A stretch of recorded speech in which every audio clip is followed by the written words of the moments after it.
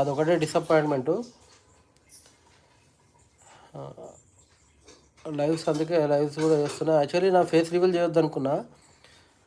ఒక 20,000 10,000 పబ్లిక్స్ అంటే సబ్స్క్రైబర్స్ అయిన తర్వాత, సబ్స్క్రైబర్ చేసిన తర్వాత 20,000 30,000 అయిన తర్వాత ఫేస్ రివీల్ చేద్దాం అనుకున్నా. మొన్న నాన్వేషణ గారిని తిట్టినప్పుడు, ఇంకా అనసూయ గారి గురించి మాట్లాడినప్పుడు ఎందుకు రావాల్సి వచ్చిందంటే, మన హిందువులని అన్నారు వాళ్ళు. నాన్వేషణ గాడు హిందువులని అన్నాడు.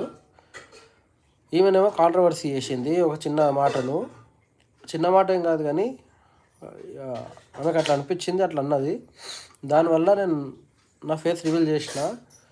ఆ వీడియో నుండి ఇక రివీల్ చేసిన కదా, ఎట్లా అయిపోయింది కదా అని చెప్పి లైవ్ కూడా చేస్తున్నాను అనమాట, అంతే.